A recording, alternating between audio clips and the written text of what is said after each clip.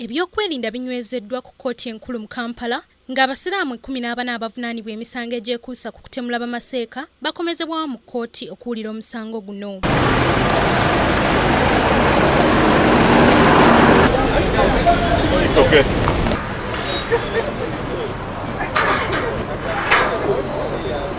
Olunaku lwa leero oludda oluwaabi nga lukulemberwamu Ssaabawaabi wa gavumenti Lino Anguzo luleese omujulizi owookusatu mu musango guno ng'ono ye musawo eyeekebejja emirambo gy'abagenzi Sheikh Mustapha Bahiga ne Sheikh Kiria Hassani. Omujulizi aleeteddwa wa poliisi era nga ali ku ddaala lya Assistant Superintendent of Police ate nga musawo mukugu mu kwekebejja emibiri gy'abantu. Omujulizi asomedde kkooti alipoota gye yakola ng'amaze okwekebejja omulambo gwa Sheikh Mustapha Bahiga nga 29 omwezi ogw'Ekumi 2014. Ono agamba nti gwasangibwako ebituli by'amasasi 3 ku kifuba ng'ekimu kiraga essasi we lyayitira ng'ebibiri biraga we lyafulumira. Wakati mu kajojijoji w'ebibuuzo okuva mu pulida w'abawawaabirwa Fred Muema, omujulizi asabiddwa okunnyonnyola kkooti ekyaviirako essasi erimu okufulumira mu bituli bibiri. Omujulizi ategeezezza nti kisoboka okuba nti essasi we lyayingira mu mubiri gw'omugenzi lyamementukamu ebitundu bibiri olwo ne biryoka bifulumira mu bifo bibiri.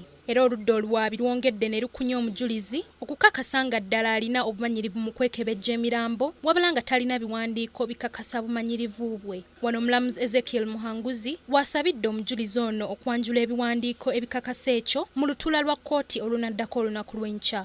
Fred Muema ng'ono yakulembedde bapulida b'abawawaabirwa agamba nti omujulizi aleeteddwa si mulambulukufu olw'ensonga nti musirikale wa poliisi ate ye yeekebejja emirambo mu ddwaliro lya gavumenti ery'e-Mulago. Lwaki tebaafuna musawo atali wa poliisi? Kuba yatubulidde nti wa poliisi ate nga tukimanyi nti poliisi erina akakwata, erina interest mu musango guno.